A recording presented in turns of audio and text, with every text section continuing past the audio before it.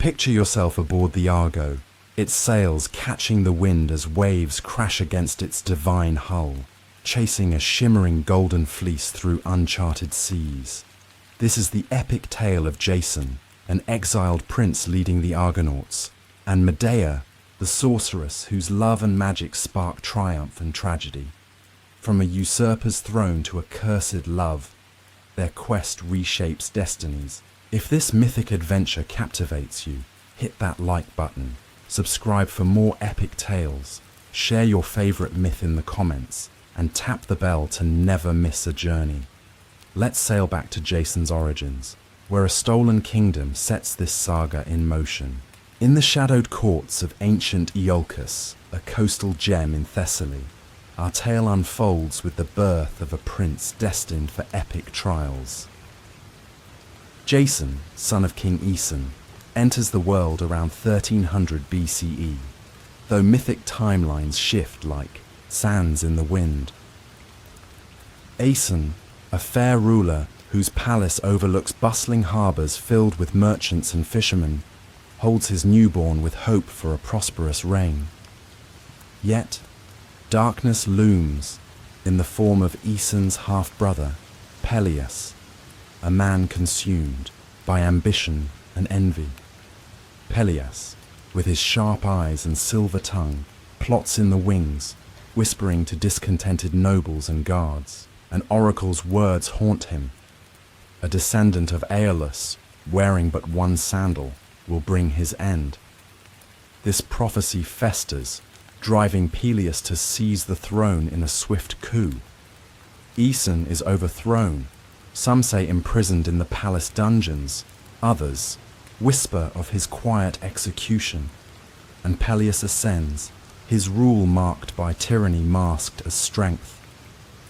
The infant Jason, heir to the stolen crown, faces immediate peril. Peleus, fearing any remnant of Aeson's line, orders the child's death, but loyal servants, perhaps touched by divine intervention from Hera, who sees in Jason a tool for her own grudges against Peleus, spirit the baby away under cover of night.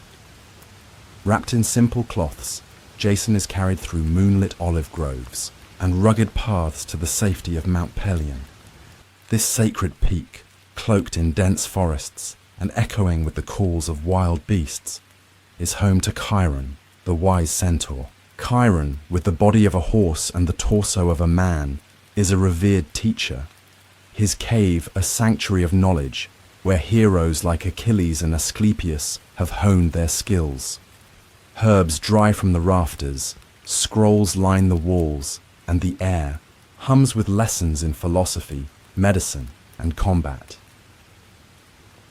Under Chiron's guidance, Jason grows into a formidable young man. From toddler steps to adolescent strides, he learns to navigate the mountain's trails, hunt deer with bow and spear, and wrestle with the centaur's gentle yet firm instruction.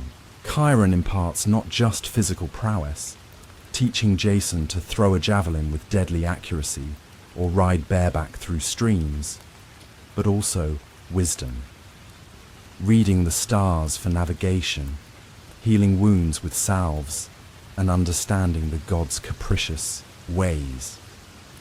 Stories of his heritage fill the evenings, Aeson's just rule, Peleus' betrayal, and the prophecy that marks Jason as Iolcus' savior. By his late teens, Jason stands tall, his frame muscled from labor, his mind sharp as a blade. His hair gleams golden in the sun.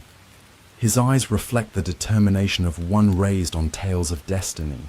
Chiron, sensing the time is right, bids him farewell with a warning. The gods favor the bold, but beware hubris, for it topples kings. Around age 20, Jason descends Pelion, his heart set on reclaiming his throne. He travels the dusty roads of Thessaly, a simple cloak hiding his noble bearing, a staff in hand for the journey. At the river Anorus, raging with meltwater, he encounters an elderly woman struggling against the current.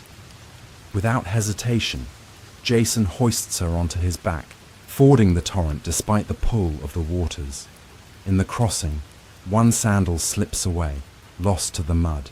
The woman, grateful, blesses him before vanishing. Unbeknownst to Jason, she is Hera in disguise, offended by Peleus's neglect of her altars. Her test passed, she pledges silent aid, her divine wrath now aimed at the usurper. Barefoot on one side, Jason enters Iolcus, drawing stares from merchants and citizens who sense something regal in his stride. Word spreads swiftly to the palace, where Peleus holds court amid opulent halls lined with captured spoils and flickering torches. The king, now middle-aged with a grizzled beard, receives reports of the one-sandaled stranger, his face paling as the oracle's words resurface. He summons Jason, the throne room tense with armed guards and curious courtiers. Peleus, feigning composure, questions the youth. Who dares approach with such boldness? Jason, unflinching, declares his identity. I am Jason, son of Aeson, true, king of Iolcus. I come to restore what was stolen. Gasps echo. Whispers of prophecy ripple through the assembly. Peleus, his mind racing, cannot risk open murder. Rebellion would follow. Instead, he weaves a web of deception. With a false smile, Peleus acknowledges Jason's claim, but insists on proof of worth. A throne is not given. It is earned through deeds that honor the gods and the people, he proclaims. He recounts the legend of the Golden Fleece, a radiant ram's wool, born from divine mercy when the god Hermes sent the creature to save Phrixus and Helle from sacrifice. The ram flew them to Colchis, where Phrixus sacrificed it to Zeus, hanging, its fleece in a sacred grove, guarded by a sleepless dragon. Peleus claims the fleece rightfully belongs to Iolcus, stolen through ancient treachery, and tasks Jason with its retrieval. Bring it back, and the crown is yours, he says, his eyes gleaming with malice. The quest is a death sentence. Colchis lies across the treacherous Black Sea, ruled by the fierce king Aeetes, son of Helios, with barbaric customs and monstrous guardians. Peleus expects the sea or savages to claim his nephew, Jason, sensing the trap, but fueled by youthful fire and Hera's unseen support, accepts.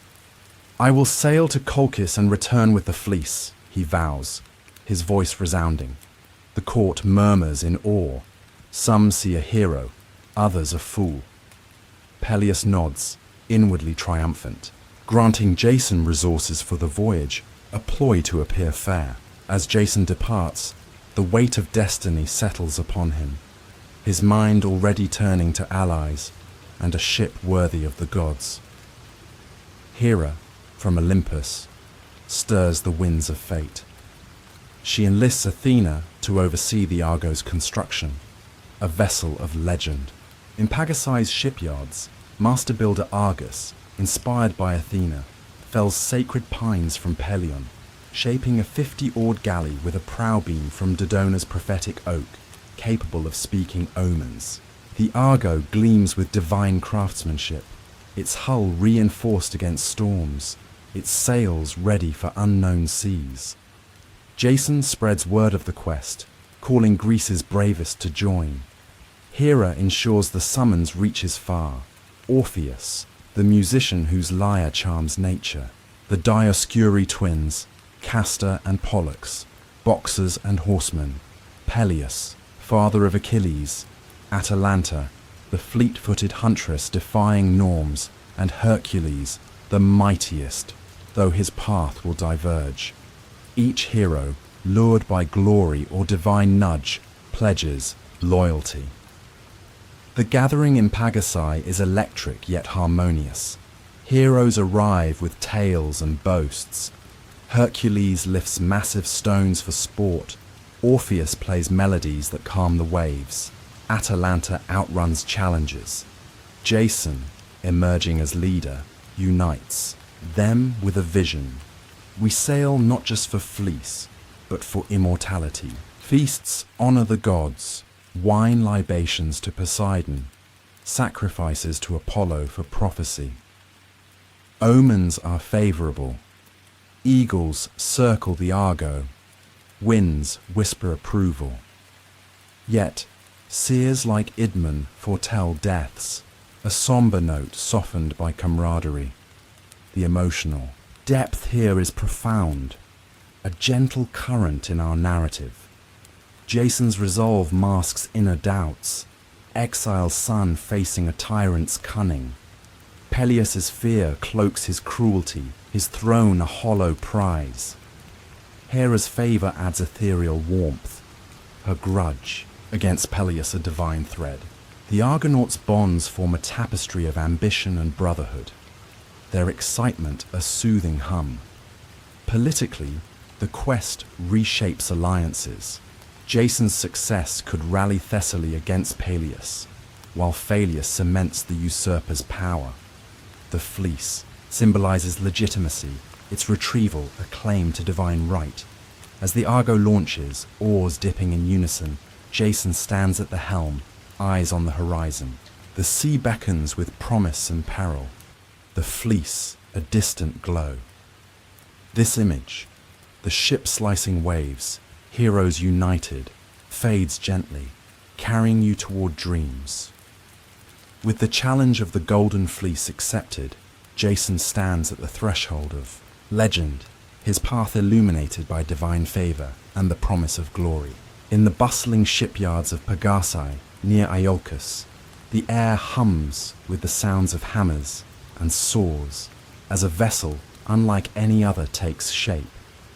This is the story of assembling the Argonauts and building the Argo, where Greece's greatest heroes unite under Jason's banner, and Athena's wisdom crafts a ship to defy the seas. As we drift through this chapter of camaraderie, divine craftsmanship, and the thrill of departure, let the narrative's gentle flow, a blend of heroic bonds and whispered omens, lull you towards sleep, carrying you on waves of myth into a restful dreamscape. Jason, fresh from his confrontation with Peleus, knows the quest demands more than personal courage. The Golden Fleece lies in distant Colchis, across the treacherous Black Sea, a realm of barbaric kings and monstrous guardians. To succeed, he needs allies, warriors, seers, and artisans whose skills rival the gods. Hera, his unseen patroness, stirs the winds of destiny, ensuring his call echoes across Greece. From her throne on Olympus, she whispers to messengers and dreamers, drawing the brave to Pegasae. Jason sends heralds far and wide, proclaiming the quest, "Join me in retrieving the Golden Fleece and share in eternal fame." The response is, swift as heroes, lured by adventure and divine nudges, converge on the Thessalian coast. The assembly begins with figures of renown, each bringing unique gifts to the crew. First arrives Orpheus, the Thracian musician whose lyre enchants nature itself. Son of Apollo and the muse Calliope, Orpheus can calm storms with melodies or lull beasts to sleep, his voice a soothing balm for the voyage's perils. He joins with a smile, his instrument slung over his shoulder, ready to weave harmony amid chaos. Next come the Dioscuri, Castor and Pollux, twin brothers from Sparta, sons of Zeus and Leda. Castor, master horseman, and Pollux, unbeatable boxer, embody unbreakable brotherhood, their celestial bond. Pollux immortal, Castor mortal, promises protection from the stars. They pledge their skills, their laughter echoing as they spar on the beach. From Arcadia strides Atalanta, the swift-footed huntress, raised by bears after abandonment and trained in the wilds. Defying norms as the only woman among the Argonauts, she brings unparalleled speed and archery, her presence a challenge to tradition and a boon to the quest. Jason welcomes her warmly, recognizing her valor from the Caledonian boar hunt. Peleus, the exiled king from Aegina and future father of Achilles, arrives with his spear ashen, a gift from Chiron. His strength and wisdom, honed by adventures, with the centaurs, add depth to the crew. Telamon, father of Ajax, joins from Salamis, his massive frame promising brute force in battles ahead. Even Hercules responds to the call, the mightiest of all, laboring under his 12 tusks for king. Eurystheus, accompanied by his young squire Hylas, Hercules brings his legendary club and unyielding power, though fate will soon pull him away. His arrival electrifies the group, tales of his exploits, slaying the Nemean lion, capturing the Erymanthian, boar, fill the evenings around campfires. Other notables include Ancaeus, the helmsman from Tegea, whose steady hand will guide the ship. Idmon, the seer from Argos, who foresees his own death, but joins regardless. And Tiphys, the original pilot, skilled in reading winds and stars. As the heroes gather, 50 in all, though numbers vary in ancient tellings, the beach at Pagasae becomes a hub of activity. Tents dot the shore, fires crackle with roasting, meat and laughter mingles with strategy sessions. Jason, emerging as a natural leader despite his youth, fosters unity. He organizes contests, foot races won by Atalanta, wrestling matches dominated by Hercules, to build trust and camaraderie. Orpheus's music accompanies these gatherings, his lyre's notes weaving a spell of harmony, calming egos and forging bonds. The Argonauts, from diverse kingdoms like Athens, Sparta, and Thrace, set aside rivalries, united by the quest's allure and Hera's subtle influence. Meanwhile, the Argos construction unfolds under divine oversight. Hera enlists Athena, goddess of wisdom and crafts, to inspire the design. Athena appears in dreams to Argus, son of Aresta, a master shipwright from Thespiae. Under her guidance, Argus selects timbers from Mount Pelion's sacred groves, sturdy oaks and pines blessed by the mountain nymphs. The ship takes form, 50 oars long, its hull curved for speed and stability, reinforced with bronze fittings to withstand monstrous waves. Athena herself oversees the prow, embedding a beam from Dodona's oracular oak, a gift from Zeus. This speaking timber, carved with intricate patterns, will whisper prophecies and warnings, a divine voice amid the crew's mortal deliberations. The Argo gleams in the sun, its mast tall and sails woven from fine linen, dyed with Thessalian hues. Athena blesses it with enchantments. The hull resists rot, the oars cut water effortlessly, and the vessel responds to the helmsman's will like a living thing. Jason, overseeing the work, feels a surge of awe. This is no ordinary ship, but a hero, in wood and bronze, named after its builder. As the final nails are hammered, the Argonauts haul it to the water, its keel sliding into the sea, with a splash that echoes like applause from Poseidon. Preparations intensify. The crew stocks the Argo with provisions, amphorae of wine and oil, dried figs and barley, weapons sharpened to lethal edges. Sacrifices honor the gods, white bulls to Zeus for favor, libations to Poseidon for calm seas, and offerings to Hera, whose protection Jason senses like a warm breeze. Omens are read. Eagles soar overhead, a sign of approval. Idmon interprets dreams of golden rams, promising success amid peril.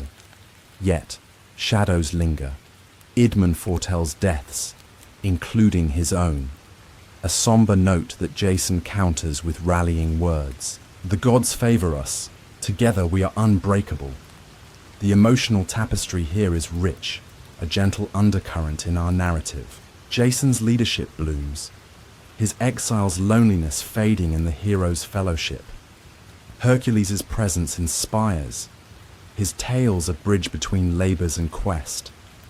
Atalanta's inclusion sparks quiet debates, her determination a mirror to Jason's own. Hera's favor adds ethereal warmth, her grudge against Peleus fueling the voyage. The Argonauts' bonds, forged in shared meals and stories, create a sense of family, their excitement a soothing hum against the unknown. Politically, the assembly reshapes Greece. Heroes from rival states unite, foreshadowing later coalitions like the Trojan War. Peleus watches from Iolcus, his spies reporting the growing force, his confidence waning as divine signs multiply. Launch day dawns clear, the sea a mirror of the sky. The Argonauts board, oarsmen, at their benches, Jason at the stern with Tiphys steering. Orpheus plays a melody that calms the waves, and with a final prayer, the Argo departs Pagasai. Sails billow, the ship slicing forward, the crew's cheers fading into the horizon's embrace. This image, the Argo sailing into adventure, heroes bound by destiny, fades softly, carrying you toward dreams. The Argo cuts through the sapphire waves, its sails taut under a divine wind, carrying Jason and his Argonauts toward the distant Golden Fleece. As the shores of Pagasai fade, the heroes face a sea of trials, each stop weaving tales of hospitality, tragedy, and bravery. This segment traces their outward journey, from seductive islands to monstrous encounters, a saga of unity tested by fate. Let the rhythm of their adventures, marked by Orpheus's lyre and the creak of oars, lull you into a dreamlike state, a soothing narrative of courage and loss, crafted to guide you gently towards sleep, where myths unfold like waves on an endless shore. The first landfall is Lemnos, an island veiled in mystery and recent bloodshed. Months before, its women, enraged by their men's infidelity with Thracian captives, murdered every male, husbands, brothers, sons, leaving a society ruled by Queen Hypsipyle. The Argonauts, weary from days at sea, anchor in Lemnos' harbour, greeted by a haunting silence broken only by women's voices. Hypsipyle, regal and cautious, welcomes them, sensing an opportunity to repopulate her island. The Argonauts, charmed by the women's hospitality, linger in a haze of feasts and affection. Jason, captivated by Hypsipyle's beauty and strength, shares her bed, fathering a son, Euneus, in some accounts. The crew indulges, wine flows, laughter echoes, but Hercules, ever restless, chides them for abandoning the quest. After weeks, they sail on, leaving Lemnos with promises of return. Hypsipyle's farewell, a bittersweet note in the myth's cadence. Next, the Argo reaches Cyzicus, a fertile peninsula in the Propontis ruled by a young king of the same name. The Doliones, a friendly people, offer a warm welcome, their markets brimming with figs, olives, and bronze. King Cyzicus, newly wed, hosts a banquet, toasting the Argonauts' quest. Jason exchanges gifts, a golden goblet for furs, and learns of the nearby six-armed giants, savage earthborn creatures threatening travelers. The Argonauts vow to clear the menace, and in a fierce skirmish, Hercules leads, his club shattering the giants' stone-like hides, while Atalanta's arrows find their marks. Victory strengthens the crew's bond, but fate turns cruel. Sailing. Off at dusk, a storm drives the Argo back to Cyzicus under cover of night. Mistaking them for pirates, the Doliones attack, and in the chaos, Jason slays King Cyzicus, realizing the error only at dawn. Grief grips the crew. They hold lavish funeral, rites, burning pyres, and offering sacrifices to appease the gods. The tragedy lingers, a somber hum in our narrative, as the Argo departs, the crew haunted by their unintended bloodshed.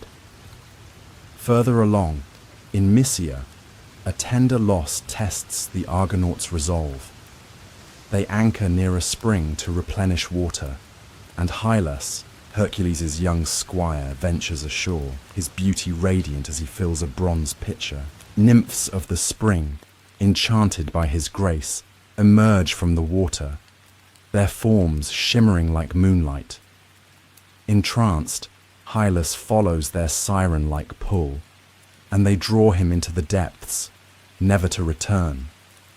Hercules, frantic, searches the forest, his roars echoing as he tears up trees in despair. Polyphemus, another Argonaut, joins the search, but to no avail. Jason, torn between loyalty and the quest, orders the Argo to sail on, leaving Hercules behind, his grief a raw wound. The loss of the mightiest hero dims the crew's spirit, though Orpheus's melodies soothe their sorrow, a gentle thread weaving through our tale's rhythm. The journey presses on to Bithynia, where the Argonauts encounter Phineus, a blind seer tormented by divine punishment. Once a prophet who revealed too much of Zeus's plans, Phineus is plagued by harpies, winged monsters with women's faces, who snatch his food, leaving him starving amid filth. His gaunt frame and hollow eyes stir pity in Jason, who vows aid. The Dioscuri, Castor and Pollux take to the skies, their divine heritage granting speed to chase the harpies.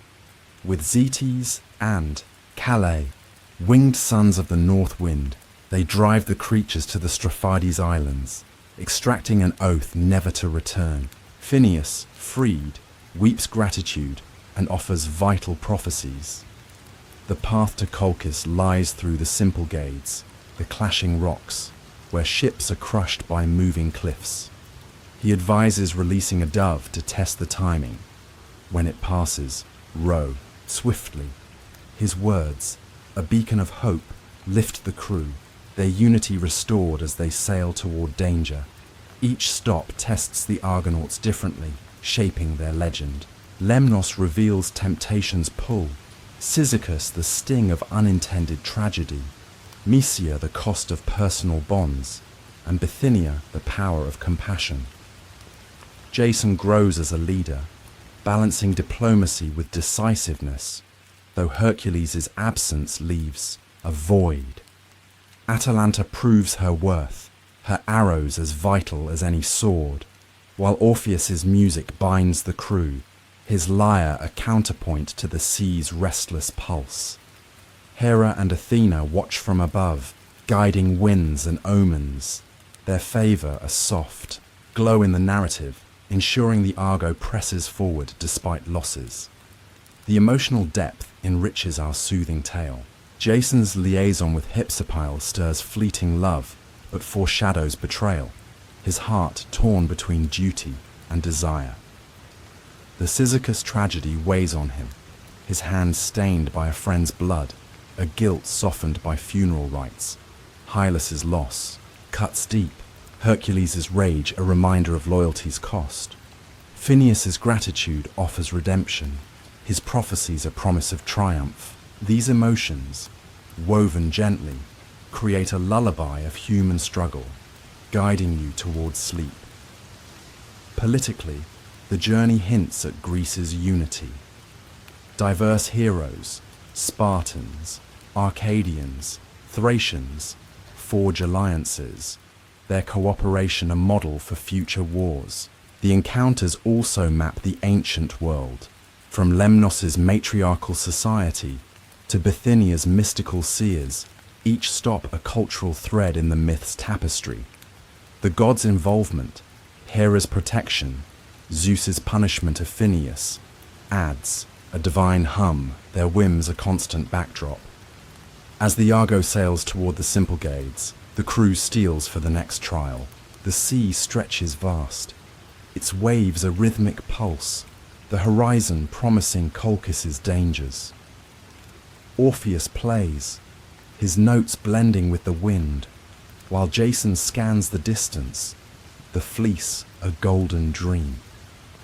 This image, the Argo gliding through dusk, heroes poised for destiny, fades softly, carrying you deeper into dreams.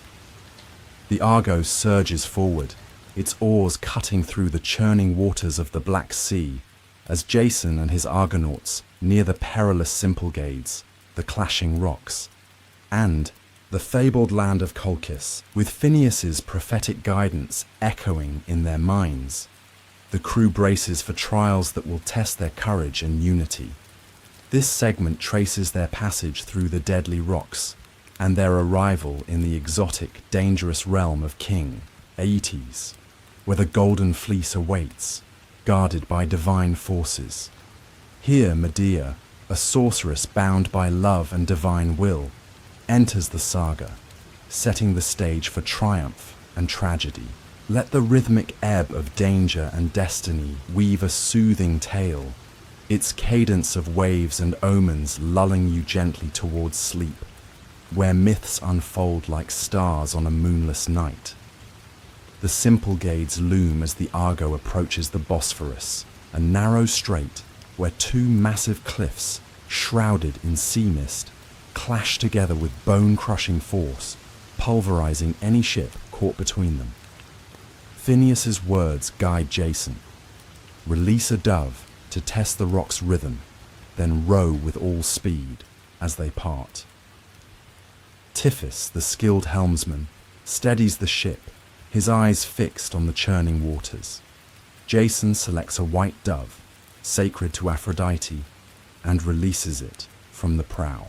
The bird darts forward, wings flashing as the cliffs slam shut with a thunderous crash, clipping its tail feathers but letting it pass. The rocks rebound and Jason roars, "Now!"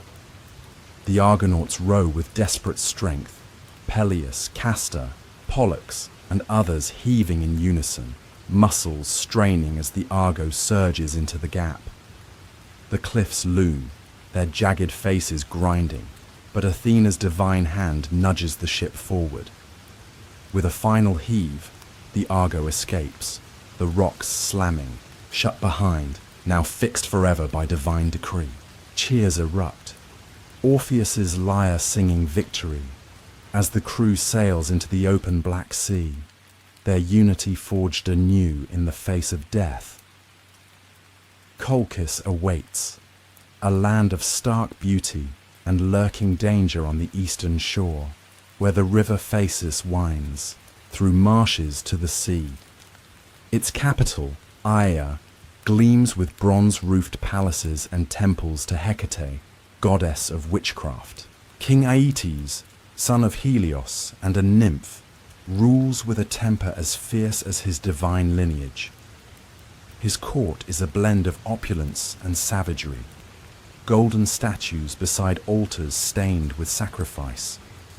The Golden Fleece, hung in a sacred grove by Phrixus, years before, glows with divine light, guarded by a sleepless dragon with scales like molten iron. Aeetes' wealth flows from trade and tribute, but his paranoia and divine blood make him a formidable foe. The Argonauts anchor near the river's mouth, their ship a stark contrast to Colchis' exotic splendor, and prepare to face a king who bows to no one. Jason, clad in a lion-skin cloak from Chiron, leads a delegation ashore, Peleus, Telamon, and Orpheus at his side, the latter's lyre, ready to soothe tensions. Aeetes receives them in his throne room, its walls carved with scenes of solar gods and mythical beasts. His eyes, sharp as a hawk's, study Jason, while his children, Chalciope, widow of Phrixus, and Medea, a young sorceress, watch from the shadows. Jason speaks boldly. "I am Jason of Iolcus, sent to claim the Golden Fleece, a treasure tied to my land's honor." He offers gifts, bronze swords, woven cloaks, but Aeetes laughs, his voice like breaking stone. The fleece, he declares, is Colchis' divine relic, not to be surrendered to foreigners. To test Jason's worth, he sets impossible tasks. Yoke 2 fire-breathing, bronze-hoofed bulls, gifts of Hephaestus. Plough a field with dragon's teeth, which sprout into armed warriors, and slay those warriors to reach the fleece. Failure means death for Jason and his crew. As Jason absorbs the daunting challenge, divine forces stir. Hera, ever watchful, enlists Aphrodite to ensure success, knowing Aetes' tasks are a death trap.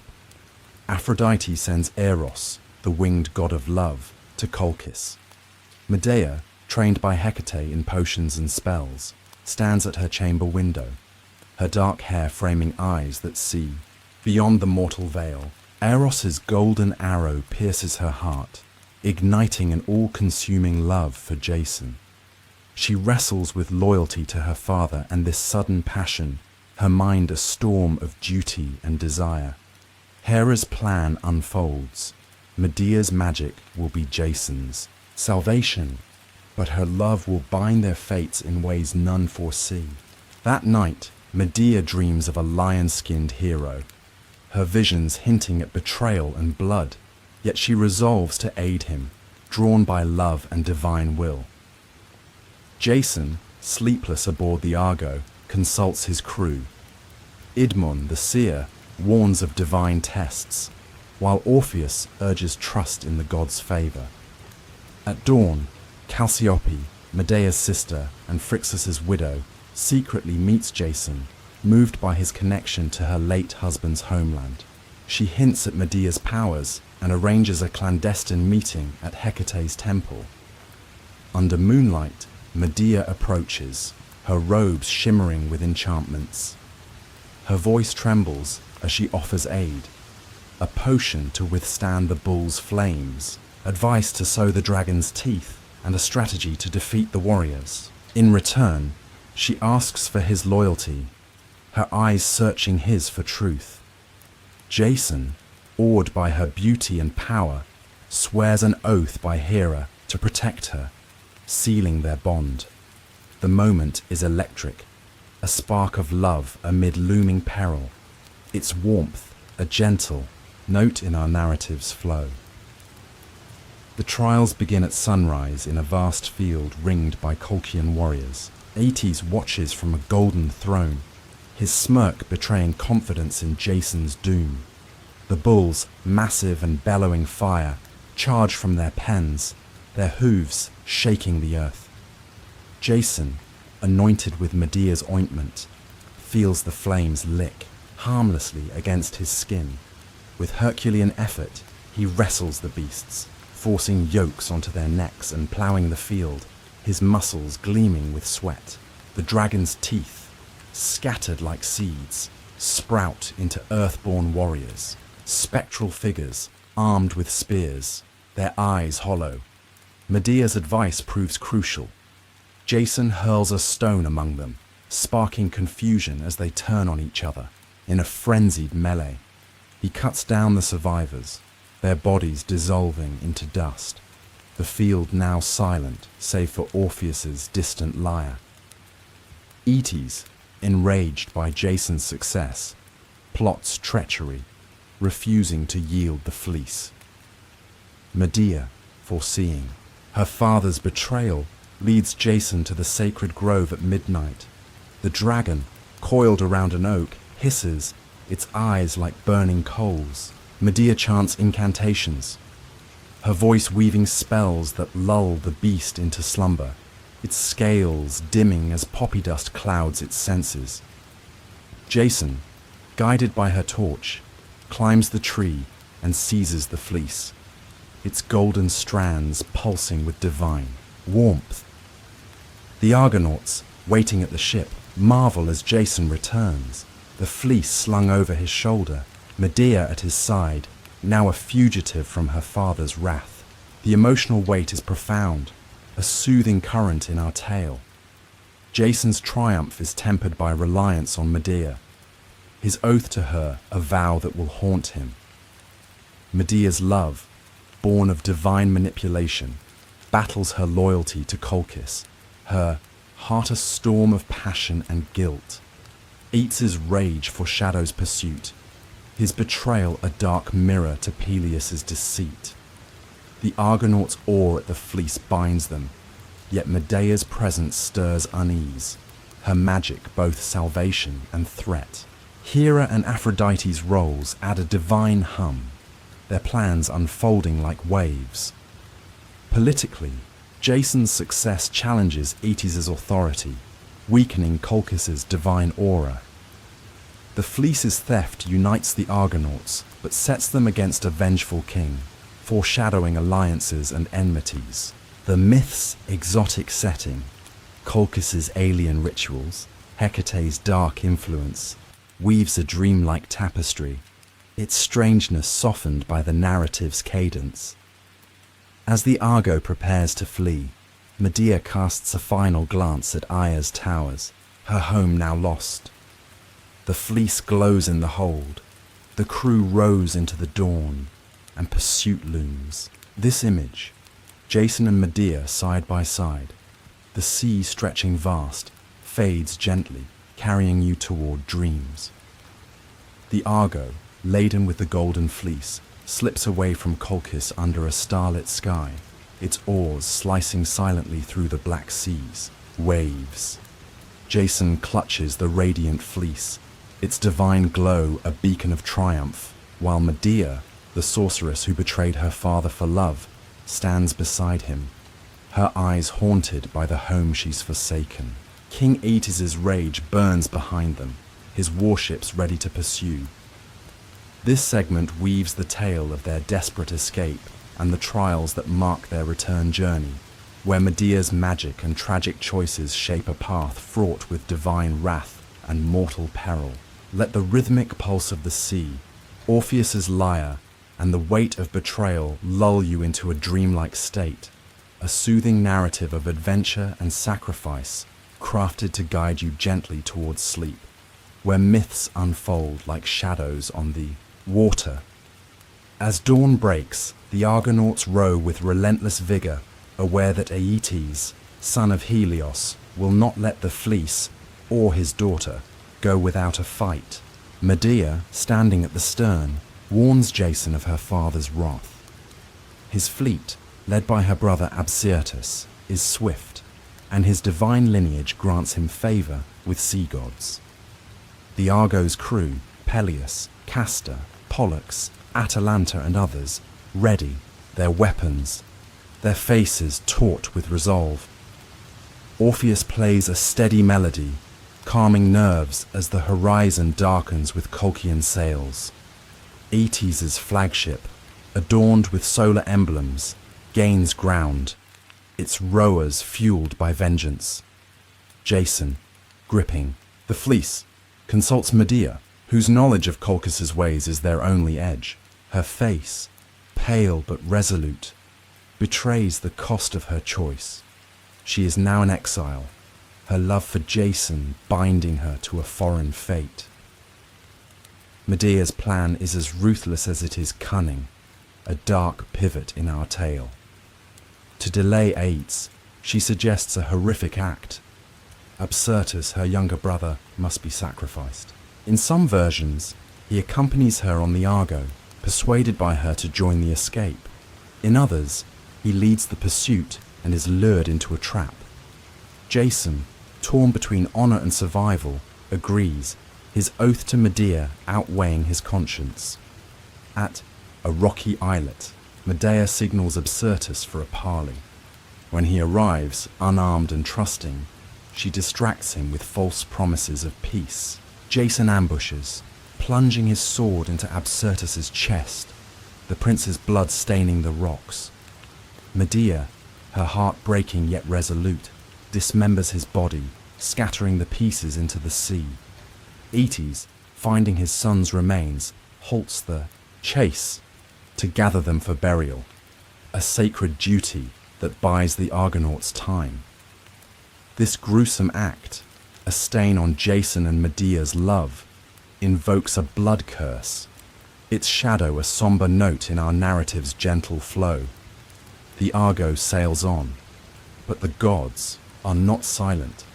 Zeus, angered by the murder, stirs storms to punish the crew, the sky roiling with black clouds. Hera, still protecting Jason, guides them to the island of Aiaia, home of Circe, Medea's aunt and a sorceress of Hecate's lineage. The island, cloaked in mist and fragrant with cedar, offers refuge. Circe, her eyes like polished obsidian, receives them in a palace woven with enchantments, its halls alive with tamed lions and wolves. Recognizing Medea's aura, she listens as her niece confesses the killing of Absyrtus. Circe, versed in divine lore, performs a purification ritual, sprinkling the Argonauts with pig's blood and seawater, chanting to cleanse the miasma of kinslaying. Yet she warns Medea, "The Furies will follow. Your love carries a heavy price." Her words, a prophetic hum, linger as the crew departs, cleansed but not absolved, the sea's rhythm soothing their guilt. New trials await as the Argo navigates the western seas. Approaching the island of the Sirens, creatures with women's faces and bird-like bodies, the crew faces their hypnotic song, which lures sailors to crash on jagged rocks. Orpheus, sensing the danger, grips his lyre tightly. As the sirens' voices rise, melodies of lost loves and unfulfilled dreams, the crew falters, hands slipping on oars. Orpheus counters with a song of such divine beauty that it drowns the siren's call, his notes weaving visions of Thessaly's fields and starry skies. The Argonauts row past, unscathed, their eyes fixed on Orpheus, his music a lifeline in our tale's gentle cadence. Jason, clasping Medea's hand, feels her tremble, her magic useless against such enchantment, her reliance on the crew a new bond. The perils escalate as the Argo nears the Strait of Scylla and Charybdis. Scylla, a six-headed monster perched on a cliff, snatches sailors with her gaping maws, while Charybdis, a whirlpool beneath, swallows ships whole. Hera, ever vigilant, sends Thetis, the sea nymph, to guide Tiphys's steering. The Argo threads the narrow path, oarsmen rowing with feverish precision as Scylla's heads snap above, missing Peleus by inches. Charybdis churns below, its vortex tugging the hull, but Athena's enchanted ship holds firm. The crew emerges breathless, their shouts of relief blending with the sea's roar, a triumphant note softened by the narrative's lulling flow. Medea, clutching a talisman of Hecate, prays silently, her magic a quiet shield against the monster's wrath. Further south, the island of Crete presents a final challenge. Talos, a bronze giant forged by Hephaestus to guard the island. Towering, like a living statue, Talos hurls boulders at approaching ships, his molten veins glowing with divine fire. The Argonauts anchor offshore, their arrows useless against his metal hide. Medea steps forward, her sorcery their last hope. Climbing a cliff under moonlight, she chants an incantation, her voice weaving a spell that clouds Talos's mind. Some tales say she tricks him into believing she can grant immortality. Others claim she removes a bronze nail from his ankle, draining his ichor. Talos collapses, his crash like thunder, the beach trembling as his light fades. The Argonauts marvel at Medea's power, but Jason senses her growing darkness, her magic a double-edged blade in their shared fate. The emotional currents run deep, a soothing undercurrent for our tale. Jason, once a confident leader, grapples with the blood on his hands, Absyrtus's death a scar on his honor. Medea's love drives her to unthinkable acts, her loyalty to Jason clashing with her guilt, her sorceress's heart torn between power and humanity. The crew, awed by her magic, yet wary of her ruthlessness, feels the weight of their dependence on her. Circe's warning echoes. The Furies pursuit a distant threat. Orpheus's music, a constant thread, binds their spirits. Its melodies a lullaby against the storms. Hera's protection, a divine warmth, contrasts with Zeus's wrath, their interplay a soft hum in the narrative. Politically, the escape reshapes alliances. Aetes's loss of the fleece and his children weakens Colchis, shifting power in the Black Sea. The Argonauts' survival strengthens their legend, uniting Greece's heroes for future wars, like Troy's. Medea's exile, however, makes her a wild card, her magic a threat to any throne. The myth's exotic locales, Circe's mystical island, the sirens' deadly shores, paint a dreamlike world, their strangeness softened by the story's cadence. As the Argo nears Iolcus, the crew glimpses Thessaly's coast, the fleece glowing in the hold. Jason and Medea stand together, their bond forged in blood and magic. Yet cracks form. Her sacrifices demand loyalty he may not sustain. The trials have hardened them, the sea's rhythm a mirror to their resolve. This image, the Argo gliding toward home, heroes weary but unbroken, fades gently, carrying you toward dreams where the next chapter of triumph and betrayal awaits. The Argo glides toward Iolcus, its sails catching dawn's golden light, the golden fleece glowing in the hold like a captured star. Jason stands at the helm, his lion-skin cloak weathered by storms, while Medea, the sorceress who defied her father for him, gazes at the horizon, haunted by the blood of her brother Absyrtus and the curse it carries. The Argonauts, hardened by trials, Sirens, Scylla, Talos, yearn for home but feel the weight of their deeds. Peleus the usurper awaits, his throne secure only until Jason's return. This is the tale of their homecoming, a dark revenge and a shattering betrayal in Corinth, where love turns to tragedy. Let the steady rhythm of triumph and loss, woven with the sea's gentle pulse, lull you into a dreamlike state, a soothing myth crafted to guide you softly towards sleep. The Thessalian coast rises through morning mist. Pagasai's harbour a welcome sight after months of peril.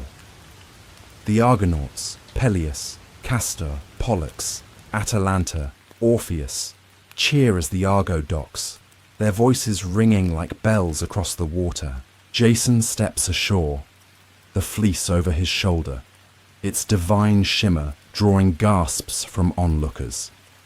Crowds whisper of the prophecy. The one-sandaled man returns, a hero blessed by the gods. Word races to Iolcus, where Peleus, grizzled and wary, grips his stolen throne. The fleece, a symbol of divine right, threatens his rule. His spies report the Argo's arrival, and fear creeps into his heart. He sent Jason to die, not to triumph. Jason marches to the palace, the Argonauts at his side, their armor gleaming. The throne room, with bronze shields and tapestries of Thessalian glory, hums with tension as courtiers part. Peleus rises, his smile forced. "You've done the impossible, nephew," he says, voice smooth, but eyes sharp. The fleece honors Iolcus. Yet he glances at Medea, her foreign robes and fierce gaze unsettling the court. Jason demands the throne. "I fulfilled your task. Step down." Peleus stalls, claiming the council must decide, a ploy to buy time. The Argonauts tense. Telamon grips his sword. Atalanta's eyes narrow. But Jason, wary of bloodshed, agrees to wait, hoping his triumph sways the nobles. Medea, her sorceress's instincts sharp, sees Peleus's deceit. In their modest Iolcus, home, she whispers to Jason. He'll never yield, his heart is stone. Her love, forged in Colchis's betrayal and Absyrtus's death, demands action, but she senses Jason's doubt, a crack in their bond. Exiled and scorned as a foreigner, Medea channels fear into cunning. She visits Peleus's daughters, Alcestis, Acaste, Pelopia, speaking softly of a rejuvenation spell to restore their father's youth. To prove it, she cuts an old ram, boils it in a cauldron with herbs, and, through sleight and magic, a lamb emerges. Awed, the daughters agree to try. Medea gives them a poisoned potion, instructing them to dismember Peleus and boil him. In a grim scene they follow, tears falling, believing he'll revive. His screams fade to silence, the cauldron yields only death. Iolcus reels at Peleus's murder. Jason presents the fleece, claiming the throne. But Acastus, Peleus's son, cries regicide, rallying armed loyalists. The city splits. Some hail Jason, others demand justice. To avoid war, Jason and Medea flee with their sons, Murmurus and Pheres, the fleece their only gain. The Argonauts part ways. Orpheus to Thrace, Atalanta to Arcadia, leaving Jason and Medea alone. Their triumph sours. Iolcus slips away, and Medea's dark deed binds them in blood. They find refuge in Corinth, a vibrant city of marble temples and bustling markets, ruled by King Creon. Welcomed for Jason's fame and the fleece's legend, they settle, raising their sons. Medea, though, struggles. Her Colchian ways and dark reputation draw whispers. She tells her boys tales of Hecate's magic, but feels Jason drift, his eyes on Corinth's power. Years pass, and Creon, aging, offers his daughter Creusa's hand, to Jason, a path to the throne. Jason, craving stability, accepts, calling it a political move to protect their family, promising Medea a place as concubine. Betrayed, Medea's love turns to rage, her sacrifices for Jason now mocked. Her vengeance is swift and terrible. Feigning calm, she sends Creusa a golden robe and diadem, laced with poison that ignites on contact. Creusa dons them, and flames consume her, her screams echoing through Corinth's palace. Creon, rushing to her, burns too, their deaths a fiery mark of Medea's power, but her wrath peaks in horror. To break Jason, she slays their sons, Murmurus and Pheres, with a dagger, believing it spares them shame or driven by fury. As guards close in, Medea flees in a dragon-drawn chariot, a gift from her grandfather Helios, vanishing into the sky, her laughter a chilling echo. Jason, crushed, kneels by his sons' bodies, the fleece a hollow prize. Corinth banishes him, his hero's aura shattered. He wanders, a shadow of himself, until years later, drawn to the Argo's rotting hulk on Corinth's shore. Sitting beneath its prow, he's killed when the Dodona beam falls, a bitter end for the hero who sailed. To glory, Medea's fate varies. Some say she rules in Athens with King Aegeus, others that she returns to Colchis, forever marked by her deeds. The emotional depth weaves a soothing thread. Jason's fleeting triumph fades to guilt, his betrayal of Medea, a wound to his honor. Medea's rage, born of love's betrayal, burns bright, her sons' deaths a heartbreaking climax, softened for sleep. The Argonauts' dispersal leaves Jason alone, their bonds a lost melody.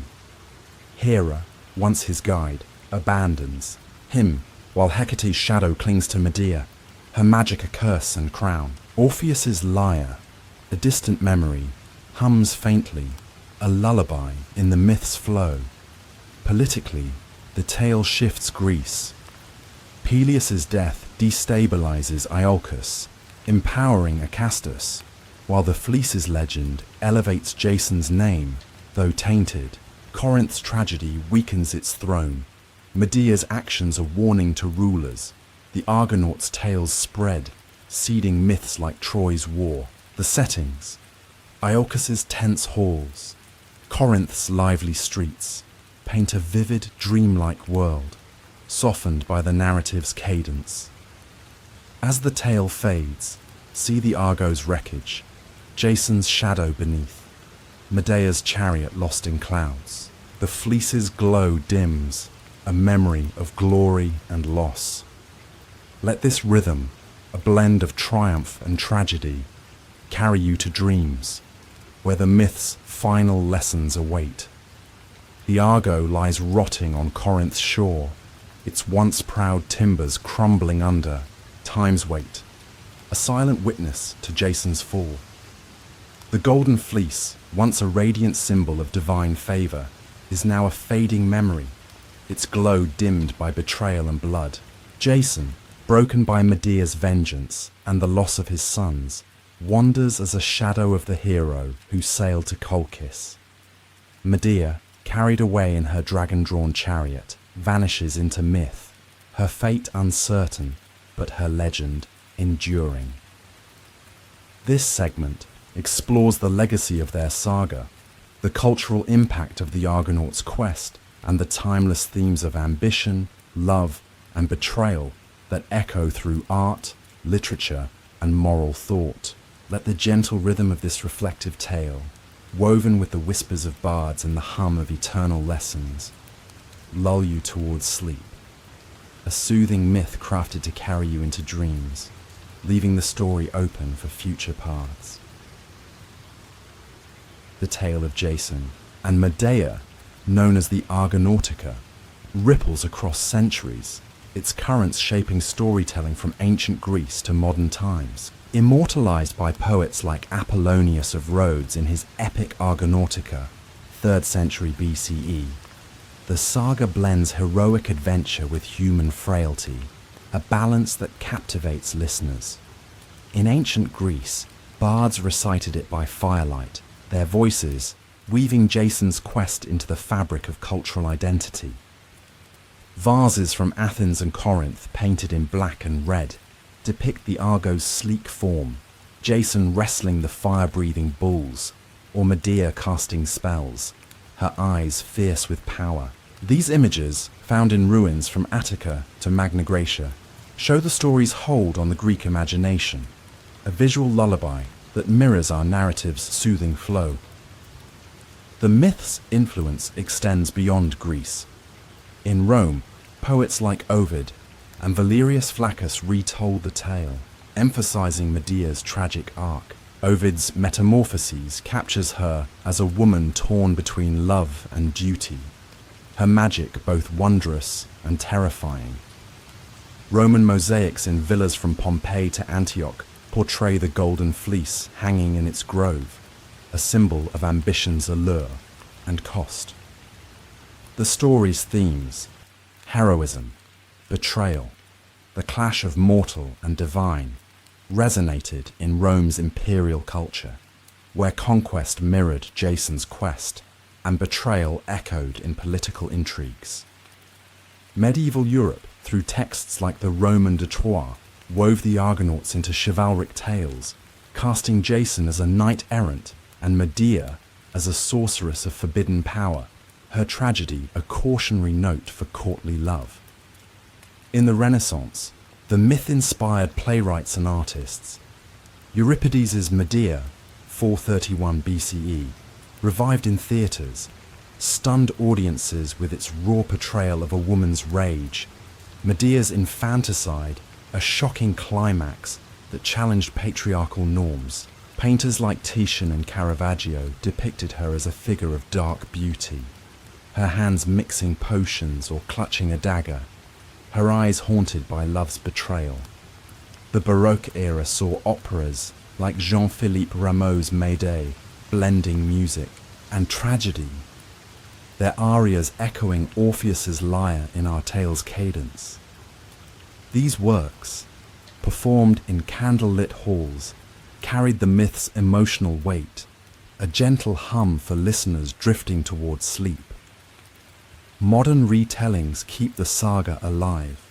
Novels like Robert Graves's The Golden Fleece explore Jason's human flaws, while films such as the 1963 Jason and the Argonauts with its iconic stop-motion skeletons bring the quest's spectacle to new audiences. The term Golden Fleece enters language as a metaphor for elusive goals. From corporate quests to personal dreams, its allure a universal draw.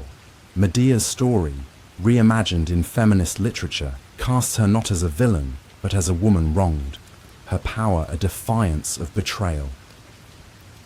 These adaptations, from books to screens, weave the myth into modern consciousness, their narratives a soft thread in our dreamlike tale. The myth's themes are eternal, a soothing melody for reflection. Ambition drives Jason's quest, his pursuit of the fleece a mirror to human striving, yet it leads to hubris. His betrayal of Medea a fatal flaw. Love, embodied in Medea's sacrifice, is both salvation and destruction. Her passion for Jason birthing triumph and tragedy. Betrayal, the saga's dark heart, resonates in Peleus's deceit, Jason's abandonment, and Medea's vengeance, each act a ripple in the myth's flow. Duty clashes with desire. Medea's loyalty to her father versus her love for Jason. Jason's oath to Medea versus his ambition for Corinth's throne, creating a tension that echoes in moral dilemmas today. These themes, woven gently, form a lullaby of human struggle, guiding you toward dreams. The god's role adds a divine hum to the narrative. Hera, Jason's protector, shapes his path with winds and omens, her favor a warm note until her withdrawal marks his fall. Aphrodite, sparking Medea's love, binds mortal hearts to divine will, her arrow a catalyst for tragedy. Hecate, Medea's patroness, lends dark power, her magic a double-edged blade. Zeus, punishing Absyrtus's murder, and Helios, gifting Medea's chariot, frame the story with divine justice and mercy, their presence a soft backdrop to mortal choices. This interplay, a constant in Greek myth, reminds us of forces beyond control, a soothing thought as you drift. Culturally, the Argonauts' tale shapes heroic archetypes. Jason, the flawed leader, prefigures figures like Odysseus, his cunning tempered by human weakness. The Argonauts' crew, Orpheus, Atalanta, Castor, Pollux, sets a model for fellowship, their diversity a precursor to the Trojan War's alliances. Atalanta's role, defying gender norms, inspires later heroines, from Artemis's devotees to modern warriors. The Argo itself, a divine ship, becomes a symbol of human ingenuity. Its Dodona beam, a voice of prophecy that echoes in literatures, oracles. These archetypes, painted in ancient art and sung in epics, form a dreamlike tapestry, their resonance a gentle pulse in our tale. The myth's moral lessons are timeless, a reflective note for our narrative. Ambition, unchecked, leads to ruin. Jason's quest succeeds, but costs him all he loves. Love, without loyalty, breeds destruction. Medea's devotion turns to vengeance when betrayed. Trust, vital yet fragile, crumbles under deceit, as Peleus's lies and Jason's infidelity prove. The god's whims warn of humility. Mortals like Jason, who ignore divine limits, face consequences. These lessons, passed through generations, shape ethical thought, their wisdom a soft hum for listeners easing into sleep. The saga's settings, Iolcus's opulent halls, Colchis' exotic groves, Corinth's bustling markets, create a vivid world, their details softened for dreams. The Argo's journey, From Pagasai's shores to the Black Sea's mists, maps an ancient imagination. Its ports like Lemnos and Crete, alive with human and divine drama. The fleece, glowing with divine light, symbolizes the unattainable, its pursuit a universal quest. Medea's magic, from potions to dragon chariots, adds an ethereal glow. Her power, a haunting melody in the myth's cadence. The emotional weight is profound, a gentle current for sleep. Jason's fall, from hero to outcast, evokes pity, his ambition undone by betrayal. Medea's tragedy, love turned to rage, sons lost to her hand, stirs sorrow, her strength both admirable and terrifying. The Argonauts' dispersal, their bonds broken, leaves a void, their camaraderie a lost song. Orpheus's lyre, a memory, weaves harmony into the tale's flow, its notes a lullaby. The gods' silence at Jason's end, Hera's absence adds a poignant note, their favour fleeting as mortal hopes. Politically, the myth reshapes the ancient world. The fleece's theft weakens Colchis, shifting Black Sea power, while Jason's failure in Iolcus empowers Acastus, altering Thessaly's fate. Corinth's tragedy destabilizes its throne. Medea's actions are warning to rulers. The Argonauts' tales, carried by Orpheus to Thrace, Atalanta to Arcadia, seed Greece with heroic legends, paving the way for epics like the Iliad. These shifts, subtle yet vast, form a quiet backdrop, their impact softened for our narrative's soothing rhythm. As this segment fades, imagine the Argo's wreckage, its timbers whispering of lost glory. Jason's shadow lingers, Medea's chariot a distant speck in the sky. The fleece's legend endures, its glow alive in bards' songs and artists' hands. The myth, open to new paths, hums with possibility. Medea's fate in Athens or Colchis, the Argonauts' scattered stories. Let this image, soft and reflective, carry you toward dreams, where the saga's echoes await, ready to unfold in future tales.